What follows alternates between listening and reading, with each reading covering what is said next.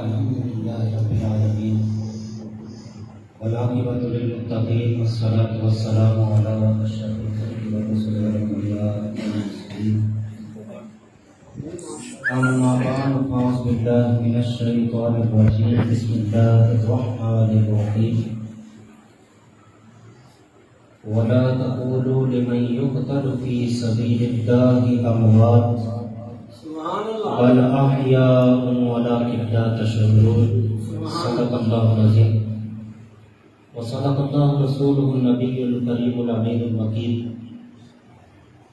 قال اللہ تبارک وتعالی فی مقام آخر ان اللہ وملائکتہ یصلون علی النبی یا ایھا الذین آمنوا صلوا علیہ وسلموا تسلیما آواز بلند و جواب پڑھیں گے اللہم صلی وسلم بارک علی موتی علم اللہ صلاۃ دائمۃ بدوام ملک اللہ صلاۃ و سلام علیک یا سیدی یا سیدی یا سیدی یا رسول اللہ۔ قتل حسین اصل مرگ یزیدیت، اسلام زندہ ہوتا ہے کربلا کے بعد۔ اللہ رب العزت کی پاک کتاب، کتاب حکمت، صحیفہ نور، قرآن مجید، یہ وہ کتاب ہے جس کتاب کے بارے میں فرمایا گیا لا بقی، اس کتاب میں شک کی گنجائش نہیں۔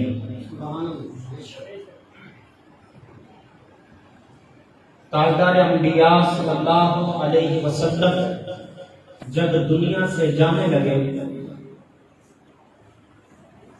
تو صحابہ کرام کو اور صحابہ کے ذریعے ہمیں ایک پیغام دیا، اے لوگوں میں تمہارے درمیان دو چیزیں چھوڑ کر جا رہا ہوں، ایک قرآن اور ایک اہل بیت۔ ان دو چیزوں کو مضبوطی سے پکڑے رکھنا، تم کبھی بھی گمراہیت میں مبتلا نہیں ہو سکتے۔ یہ آقا دو جہان صلی اللہ علیہ وسلم کی گارنٹی ہے کہ جس نے ان دو چیزوں کو تھام کے رکھا وہ کبھی گمراہ نہیں ہو سکتا۔ اگر دنیا کے اندر اگر آج ملک پاکستان سے لے کر عرب و عجم تک کوئی گمراہ ہے تو اس میں ان دو چیزوں کو تلاش کرو، یا تو اس نے قرآن کو چھوڑا ہوگا یا اہل بیت کو چھوڑا ہوگا، یا تو اس نے قرآن کو ترک کیا ہوگا یا اہل بیت کی محبت کو ترک کیا ہوگا۔ اگر دونوں کو پکڑ لیتا تو اللہ کے نبی کی شوٹی تھی، گمراہ نہیں ہو سکتا۔ اللہ کے نبی کی شوٹی تھی، گارنٹی تھی۔ مارکہ کربلا ایک تاریخ کی واقعہ، آج تو لوگ سینہ پیٹ کر کہتے ہیں آ حسین، لیکن ہم سینہ تان کر کہتے ہیں واہ حسین۔ یہ آ کرنے والی بات نہیں ہے۔ اور اعلیٰ حضرت فاضل بریلوی رحمۃ اللہ تعالی علیہ نے فرمایا فتاوی رضویہ شریف میں، آپ نے فرمایا کہ کربلا والوں کا غم تازہ کرنے کے لیے ایسے مرثیے پڑھنا جس سے لوگ روئیں، ایسے مرثیے پڑھنا جس سے لوگ روئیں، یہ آرام ہے۔ یہ یار وہ کوئی اتنے بے بس تھے، ان کا مقام تو دیکھو، وہ اس ذریت میں سے تھے کہ اگر ان کے بچے ایڑیاں مار دیتے تو پانی کے چشمے جاری ہو جاتے۔ شاعر نے کہا طرز حسین آپ کو میں جو کہوں تو بے ادب ہے، طرز حسین آپ کو اور میں جو کہوں تو بے ادب ہے، لمس لبے حسین کو ترسا ہے آبریج پر۔ امام علی مقام امام حسین پانی کو نہیں ترس رہے تھے، بلکہ آپ کے لبھائے مبارک کو چومنے کے لیے پانی ترس رہا تھا۔ یہ کربلا والوں کا تاریخی واقعہ یہ اسلام کی وہ حقیقت بیان کر رہا ہے اور وہ درس دے رہا ہے کہ لوگوں، جب اسلام پھیلایا جاتا ہے تو پھر سینوں پہ تلواریں سہی جاتی ہیں۔ جب اسلام پھیلایا، دو طریقے ہیں اسلام پھیلانے کے، ایک اسلام پھیلانا ہے، ایک اسلام بچانا ہے، اور دونوں طریقے جدا کرنا ہے۔ اسلام پھیلانے کا طریقہ اور ہے، اسلام بچانے کا طریقہ اور ہے۔ جب اسلام پھیلایا جائے تو طائف کے میدان کے اندر اگر کوئی پتھر بھی مارے تو انہیں معاف کر دیا جاتا ہے۔ بات سمجھ رہے ہیں نا؟ جب اسلام پھیلایا جاتا ہے، طائف کے میدان کے اندر راستوں میں کوئی کانٹے بچھائے تو ان کے لیے بددعائیں نہیں کی جاتی، کیونکہ ابھی اسلام پھیلایا جا رہا ہے۔ اور اگر کوئی اسلام کو مٹانے پر آئے تو پھر دعائیں نہیں دی جاتی، تلواریں اٹھائی جاتی ہیں۔ پھر تلواریں، اس گھر سے دو سبق ملتے ہیں، اسلام پھیلانے کا طریقہ بھی ملتا ہے، اسلام بچانے کا طریقہ بھی ملتا ہے۔ اسلام پھیلانے کا طریقہ حضور نے بتایا۔ کیا حضور پر طائف والوں نے پتھر نہیں مارے؟ کیونکہ آپ نے بتایا کہ میرا عمل ہے، جبریل آ گئے، یا رسول اللہ اگر آپ کہیں تو ان پہاڑ کے درمیانی بستی کو پہاڑوں کے بیچ نہ کچل دو۔ کہا نہیں جبریل، انہی کی نسل میں سے میرا کلمہ پڑھیں گے، انہی کی نسل میں سے میرا کلمہ پڑھیں گے۔ لیکن جب اسلام پر حملہ کیا تو امام علی مقام نے یہ نہیں دیکھا آج قریب ہے، 8 ذوالحج کو آپ روانہ ہوتے ہیں کوفہ کربلا کے لیے، 8 یہ نہیں دیکھا کہ وہ روزہ رسول چھوڑنا پڑے گا، حج بھی کرنا ہے، نہیں، ادھر تو ہم پر برا وقت آ جائے، غریب ہے تو گھر میں بیٹھا ہے، اگر کوئی امیر مولوی ہے تو وہ عمرے کے لیے چلا جاتا ہے۔ امام علی مقام بتا رہے ہیں عمرے کا مجھے بھی پتا ہے، حج کا مجھے بھی پتا ہے، لیکن اسلام کو میرے خون کی ضرورت ہے، اسلام کو میرے خون کی ضرورت ہے۔ حضرت علی المرتضیٰ کرم اللہ تعالی وجہ الکریم جب مسند خلافت پر بیٹھے، کیونکہ وقت بہت تھوڑا ہے اور ساری باتیں میں نہیں کر سکتا، تو ایک مرتبہ 2 شہزادے جن کو آپ حسن اور حسین کے نام سے جانتے ہیں، دونوں آئے، کہا کہ بابا جان کافی عرصہ ہو گیا ہے کوفے میں رہتے ہوئے، آج ہمیں مدینے کی یاد آ گئی، آج ہمیں مدینے کی یاد آ گئی، اور ہمیں اجازت دیجیے ہم نانا جان کے روضے پر حاضری جا کر دیں۔ دونوں چھوٹے شہزادے، کو زیادہ عمر نہیں ہے۔ حضرت مولا علی نے فرمایا نہیں، راستہ ٹھیک نہیں ہے، میں تمہیں اجازت نہیں دیتا، ضد کر بیٹھے، کافی استفسار کیا، بابا جان اجازت دیجیے، اجازت مل گئی۔ امام حسن بڑے ہیں، امام حسین چھوٹے ہیں۔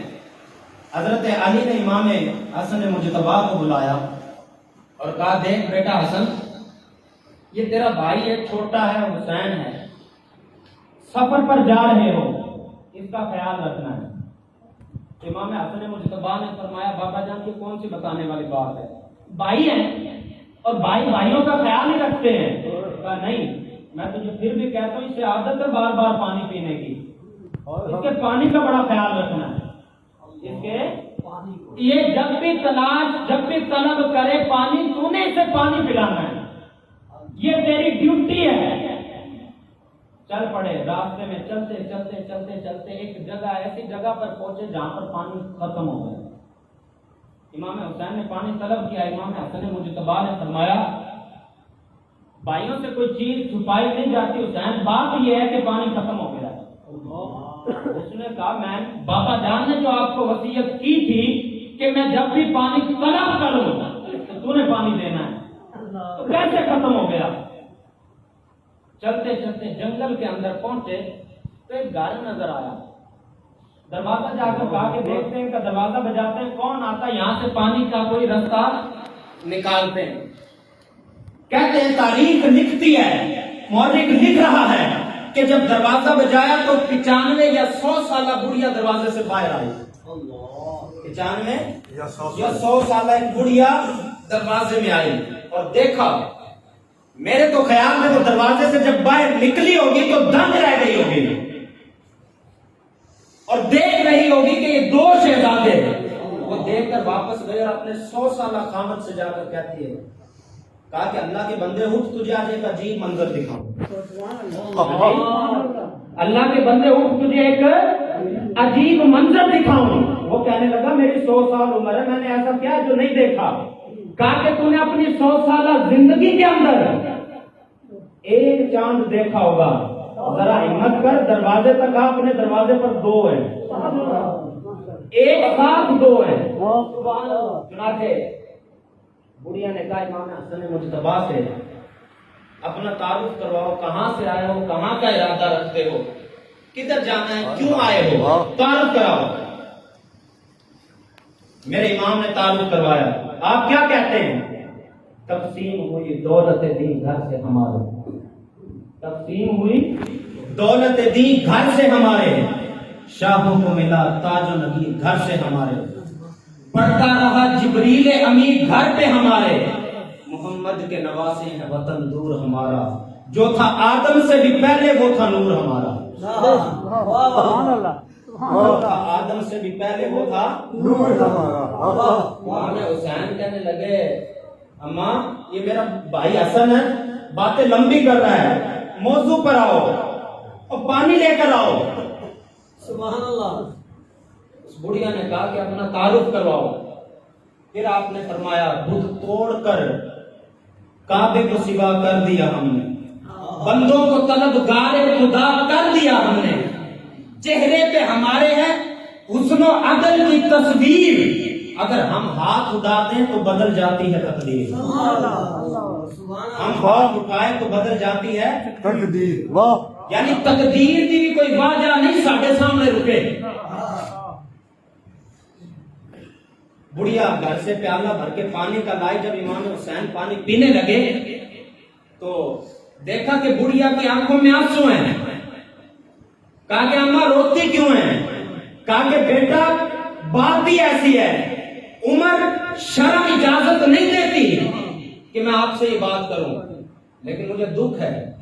کہا کہ اماں بول، کوئی سوال ہے تو کر۔ کہا کہ 90 یا 95 یا 100 سال کی عمر ہے، اولاد نہیں ہے، صرف ایک بیٹا چاہیے، صرف ایک بیٹا۔ ہمارے اہل سنت کے اندر، بریلوی مسلک کے اندر خدا کی قدرت، نبی کا معجزہ، ولی کی کرامت ہم ساری مانتے ہیں، بے شک بے شک مانتے ہیں کہ نہیں مانتے؟ مانتے ہیں بے شک۔ اگر وہی کام رب کر دے تو وہ اس کی قدرت، وہی کام نبی کر دے تو معجزہ، وہی کام ولی کر دے تو اسے کرامت کہتے ہیں، اسے کرامت کہتے ہیں۔ اور امام حسن حسین سے بڑا ولی کون ہے؟ آپ سے بڑا ولی کون ہے؟ چنانچہ کہا کہ مانگ، کہا کہ ایک بیٹا۔ آپ نے پانی ہٹایا، کہا کہ یہ جھوٹا پانی ہے، یہ پانی پیو۔ بڑھیا نے پانی پیا، اور پانی پینے کے بعد امام صاحب نے فرمایا اماں جی بات سن، تیرے یہاں ایک بیٹا پیدا ہوگا، ایک بیٹا پیدا ہوگا، جب وہ پیدا ہو جائے تو مدینے آ جانا، ہاشمی محلہ پوچھنا، اور وہاں پر ہمارا گھر پوچھ لینا، میرے پاس اسے لے آنا، نہ اس کا تم نے نام رکھنا ہے، نہ کانوں میں اذان دینی ہے، نہ تکبیر پڑھنی ہے، نام بھی میں خود رکھوں گا، اللہ ٹھیک ہے جی، اذان بھی میں خود پڑھوں گا، تکبیر بھی میں اللہ۔ چنانچہ بچے کی ولادت ہو گئی، بڑھیا حسب وصیت پہنچ گئی لے کر، امام حسین نے نام بھی رکھا، کانوں میں اذان بھی پڑھی، کانوں میں تکبیر بھی دی، اور اس کا نام رکھا حضرت حر بن یزید الریائی۔ کیا نام رکھا؟ حر بن یزید الریائی۔ جب امام علی مقام امام حسین رضی اللہ تعالی عنہ کربلا جانے لگے، جس نے سب سے پہلے راستہ روکا وہ حر ہے، جس نے سب سے پہلے راستہ آپ کا روکا وہ کون ہے؟ حر، وہ حر ہے۔ آپ رکے اور کہا کہ حر بات یہ ہے کہ سارے میرا راستہ روکے، مجھے کوئی اعتراض نہیں، لیکن تیرا نہیں بنتا، تو میرا راستہ نہ روک۔ اسے کیا پتا تھا امام صاحب کہاں کی بات کر رہے ہیں؟ وہ عورت جو امام علی مقام امام حسین کے جھوٹے پانی کی برکت سے پیدا ہوا ہے، وہ آپ کا راستہ روک کر کھڑا ہے۔ کہا کہ اور سارے راستہ روکے پر تجھے یہ بات نہیں جچتی کہ تو میرا راستہ روکے، اللہ میرے راستے سے ہٹ جائے۔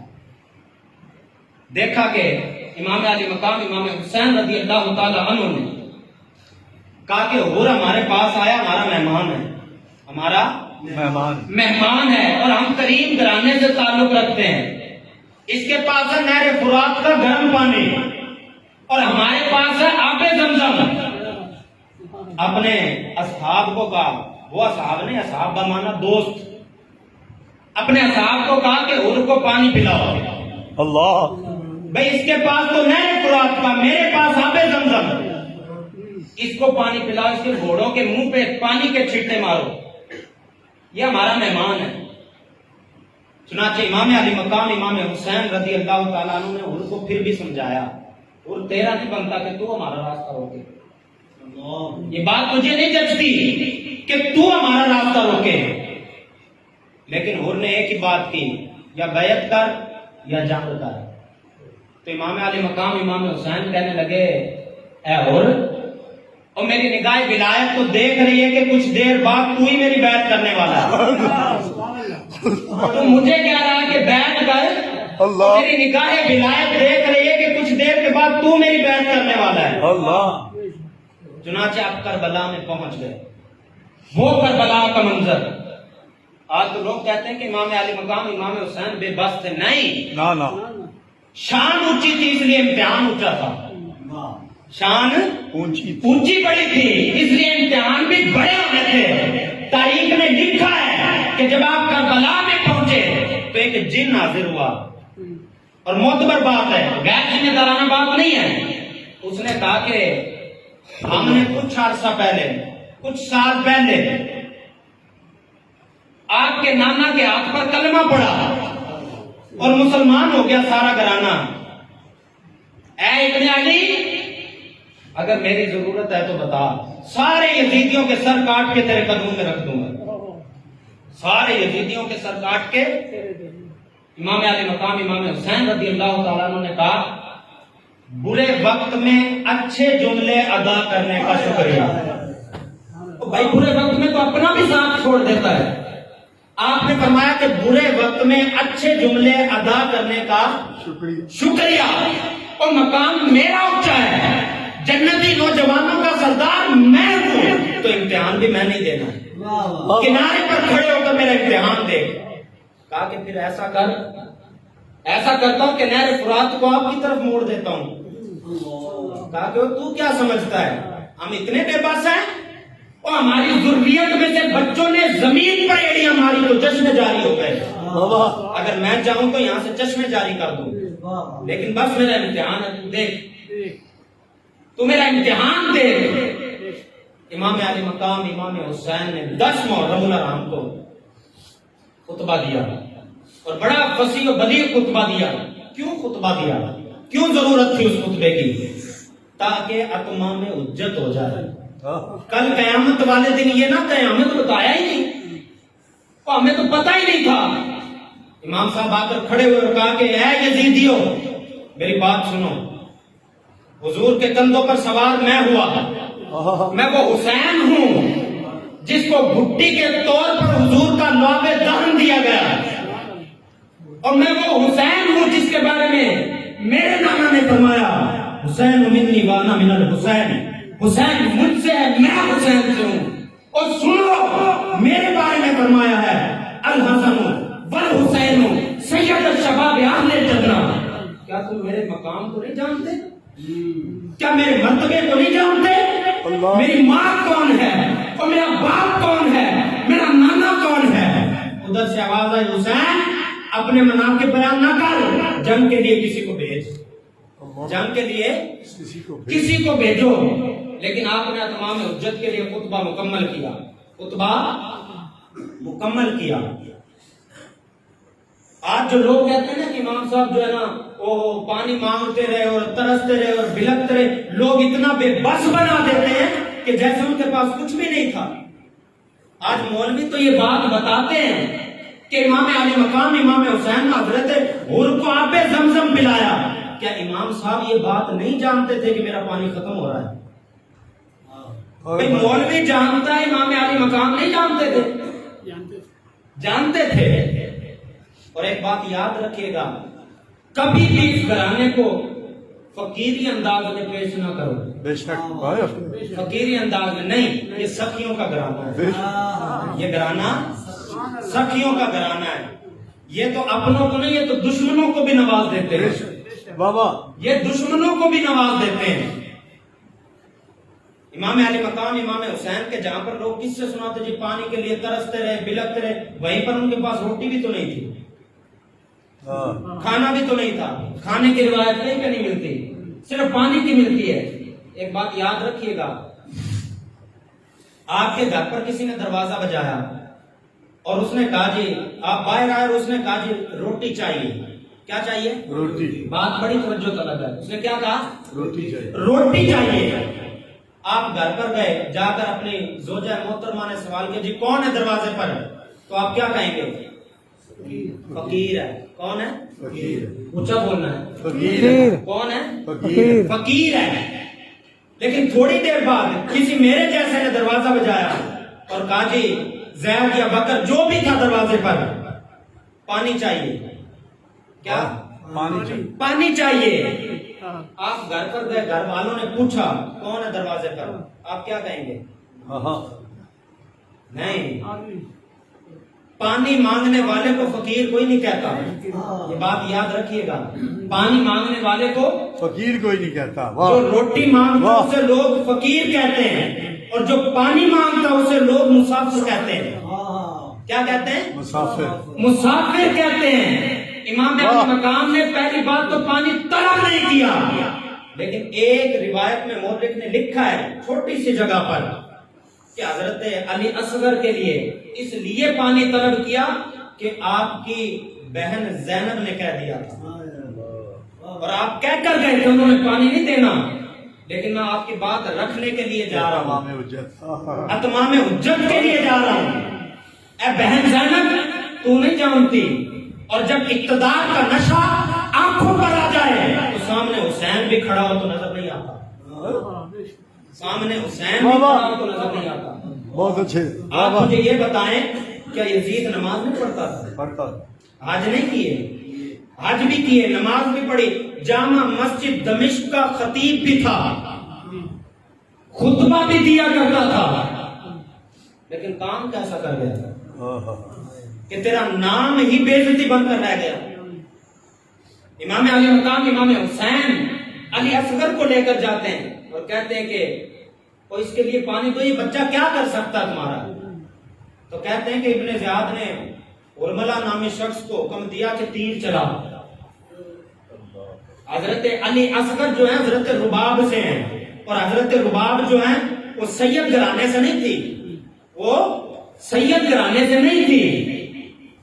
جب اس نے ارملہ نے تیر چلایا تو پہلی دفعہ تیر فٹ کیا تو تیر گر گیا، دوسری دفعہ پھر فٹ کرتا ہے تو گر جاتا ہے، تیسری مرتبہ پھر گر جاتا ہے۔ ابن زیاد کہتا ہے لعنتی وہ بڑے بڑے جرنیلوں کو قتل کر چکا ہے، آج تجھ سے چھوٹا سا بچہ نہیں قتل ہو رہا، کیا کر رہا ہے؟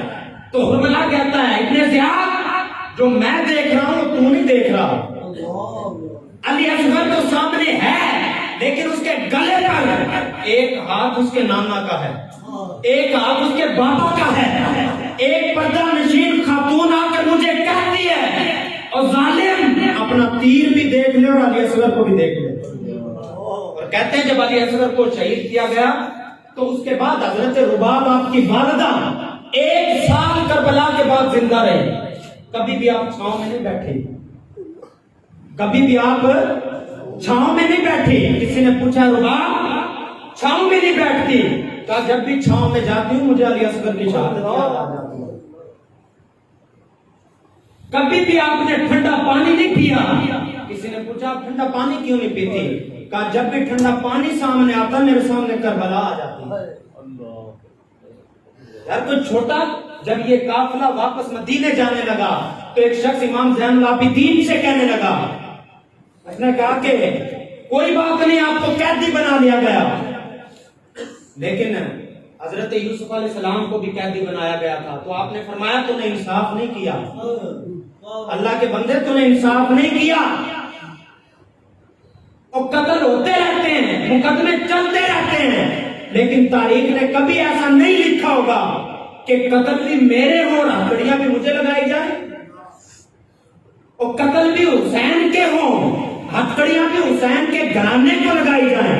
ایسا ظلم تاریخ نے کبھی نہیں دیکھا، ایسا جبر تاریخ نے کبھی نہیں دیکھا۔ جب امام علی مقام امام حسین نماز کا وقت ہوا، 10 محرم الحرام فجر کا وقت، اذان حضرت علی اکبر نے پڑھی، اور وہ اذان کیسی اذان ہوگی جس کو سن کر میرا وجدان کہتا ہے کہ آسمان بھی کب کپا اٹھا ہوگا، کربلا کی ریت بھی کام اٹھی ہوگی کہ آج یہ اذان آخری اذان ہے۔ وہ اذان کیسی ہوگی، وہ نماز کیسی ہوگی؟ خیمے دو طرف لگے ہوئے ہیں، ایک یزیدی خیمہ، ایک حسینی خیمہ، نمازیں ادھر بھی ہیں، نمازیں ادھر بھی ہیں، اذانیں ادھر بھی ہیں، اذانیں ادھر بھی ہیں، لیکن جب نماز کا وقت ہوتا ہے تو حضرت حر دوڑتے آتے ہیں اور امام صاحب کے پیچھے نماز پڑھتے ہیں۔ اللہ اکبر۔ بہت بڑا سبق دیکھیں، ہے اس فوج کا، ہے اس پارٹی کا بندہ، لیکن جب نماز کا وقت ہوتا ہے تو امام علی مقام امام حسین کے پیچھے نماز پڑھتے ہیں۔ کسی نے پوچھا اور تو اس فوج میں سے ہے، نماز ادھر کیوں نہیں پڑھتا؟ ادھر بھی نماز، ادھر بھی قرآن، ادھر بھی لوگ حضور کے امتی، ساری چیزیں ادھر ہے، ادھر نماز بھی ہے، حج بھی ہے، زکات بھی ہے، خطیب بھی ہیں، وائز بھی ہیں، لیکن ادھر حسین نہیں ہے، ادھر ہے حسین نہیں ہے۔ میں نے وہاں جانا جہاں پر حسین ہو، بس قدموں میں گر گئے، کہا کہ حضور آپ مجھے معاف نہیں کر دیتے؟ کہا کہ معاف کیا، کہا معاف نہیں کر دیتے، کہا حضور معاف کر دیا، کہا حضور معاف نہیں کر دیتے، حضور کیسے معاف کروں بتا، تو کیسے مطمئن ہوگا؟ کہا کہ اپنے ہاتھوں سے مجھے تیار کر، اور میں چاہتا ہوں کہ میں پہلا وہ شخص بن جاؤں جو آپ پر قربان ہو جاؤں، کربلا کے اندر آپ پر قربان ہو جاؤں۔ امام علی مقام امام حسین رضی اللہ تعالیٰ عنہ نے یہ 10 محرم الحرام کا دن کربلا کے ریگزار پر امت کو وہ پیغام دیا جو شاید آج تک کوئی نہ دے سکا۔ اور میں اکثر ایک بات کہا کرتا ہوں کہ امام علی مقام امام حسین رضی اللہ تعالیٰ عنہ دین کے اوپر ایک بہت بڑا احسان کر رہے ہیں۔ بے شک بے شک۔ اگر آج دین ہم تک پہنچا ہے تو یہ کربلا والوں کے خون کا صدقہ ہے، یہ کربلا والوں کا صدقہ ہے کہ آج دین پر، آج لوگ کہتے ہیں پنکھا اوپر چلتا ہو، اے سی بھی چلتا ہو، اچھی قالین بھی ہو، پھر بھی تبصرہ کر رہے ہوتے ہیں دین سے چلنا بڑا مشکل ہے نا؟ دین سے چلنا بڑا مشکل ہے۔ بھائی آج مشکل ہے یا اس دن مشکل تھا جب تلواروں کے سامنے امام نے نمازیں ادا کی، جب نیزوں کی برسات میں سجدے ہوئے، جب 6 مہینے کا علی اصغر بھی اللہ کی راہ میں قربان کر دیا، جب علی اکبر بھی قربان کر دیا، اور مورخ نے لکھا ہے کہ جب امام علی اکبر شہید ہوئے تو کہتے ہیں کہ حضرت امام حسین جب آپ کو اٹھانے کے لیے گئے، آپ نے آواز دی، اے میرے بابا یاد رکھنی، آپ مجھے لے جائیے۔ آپ جب لینے گئے تو آپ کی داڑھی مبارک سفید تھی اور کالی تھی، کیا تھی؟ کالی تھی، کالی تھی، اور جب لے کر واپس آئے تو مکمل داڑھی سفید ہو چکی تھی، مکمل داڑھی سفید ہو چکی تھی، لیکن زبان پر کبھی رنج و الم نہیں آیا، اوپر ہاتھ بلند کر کے کہا مولا یہ تو ایک ہے، اگر 1000 ہوتے تو ایک ایک کر کے تیری راہ میں قربان کرتے۔ جوان بیٹے کا لاشا اٹھانا کوئی آسان ہے؟ جوان بیٹوں کی میتوں کو کندھا دینا کوئی آسان ہے؟ اور پھر وہ بیٹے ہوں جس کو کوئی کہے یہ شبیہ رسول ہے، اس کا چہرہ حضور سے ملتا ہے، ایسے بیٹے ہوں۔ امام علی مقام امام حسین 10 محرم الحرام کو سارے شہید ہو گئے، 72 تن شہید ہو گئے، آخر میں خود اٹھے، آپ نے جبہ پہنا، तलवार जुल्फकार उठाई, अपने नाना की दस्तार बांधी। आज इमाम आले मकाम इमाम हुसैन रज़ी अल्लाह तआला अन्हु को कोई बाहर छोड़ कर आने वाला नहीं है, वरना मंजर ये था कि सबको खुद तैयार करते थे और छोड़ कर आते थे। लेकिन अब अकेले हैं। अब पहुंचे करबला के मैदान के अंदर और कहा कि यजीदियों आखिरी खुतबा है, बरोज़े महशर मेरे खून का हिसाब कैसे दोगे? अब बातें सुनो। और बरोज़े महशर मेरे खून का हिसाब कैसे दोगे? क्या जवाब होगा अगर मेरे नाना ने तुमसे पूछ लिया कि मेरे नवासे को कत्ल करके आए? क्या जवाब दोगे?